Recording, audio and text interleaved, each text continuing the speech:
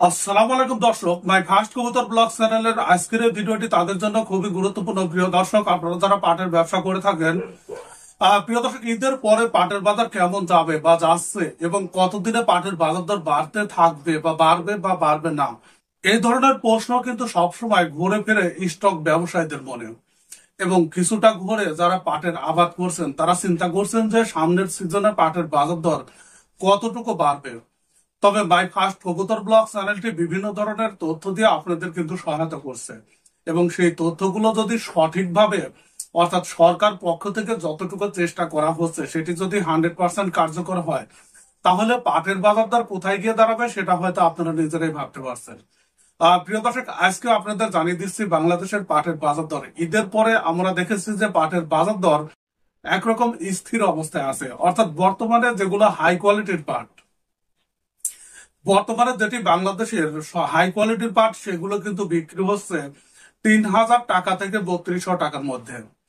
এখন অনেকে হয়তো প্রশ্ন করবেন যে আপনার জেলাতে পাটের বাজার দরটা 2600 বা 2800 টাকার মধ্যে। প্রিয় দর্শক, আপনার জেলার যেটা হাই কোয়ালিটি, যেটা অন্যান্য জেলার হাই কোয়ালিটি, সেই হাই কোয়ালিটির পাটের সঙ্গে ম্যাচ করে, তাহলে আপনার পাটের বাজার দর 3,000 টাকা থেকে 3200 টাকার মধ্যে হবে।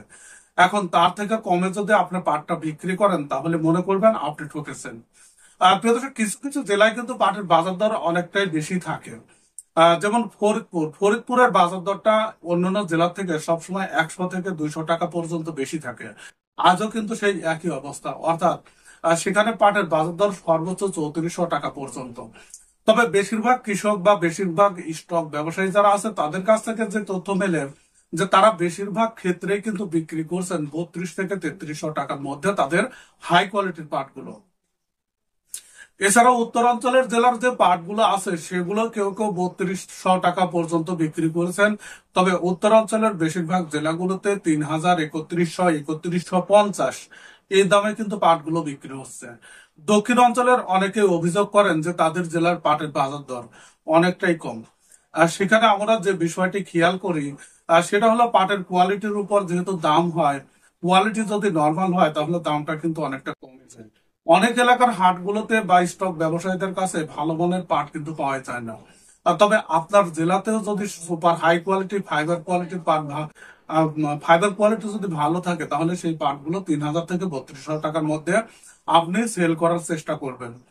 প্রিয় দর্শক, এছাড়া যারা ক্রেতা আছে তারা কিন্তু এই সুযোগটাও নিয়ে থাকে, অর্থাৎ তারা সবসময় অভিযোগ তোলে যে এই জেলার পাটের বাজার দর কম, এই জেলার বেশি। আসলে কিন্তু ব্যাপারটা তা না, পাটের বাজার প্রত্যেকটা জেলায় একই কোয়ালিটি অনুসারে। এখন যে জেলায় যে পাটের বাজার দর 32 থেকে 3300 টাকা বিক্রি হচ্ছে, সেই পাট যদি আপনার জেলাতে নিয়ে যাওয়া যায় সেটি কিন্তু 32 থেকে 3300 টাকার মধ্যেই সেল হবে। তবে ক্রেতার সংখ্যা বা ক্রেতার মধ্যে যদি সিন্ডিকেটের বিষয়টা কাজ করে তাহলে ভিন্ন কথা। প্রিয় দর্শক, সঙ্গে থাকুন মাই ফার্স্ট কবুতর ব্লগ চ্যানেলে, তাহলে প্রত্যেক দিনই পাট সম্পর্কিত দারুণ দারুণ আপডেট আপনি দেখতে পাবেন।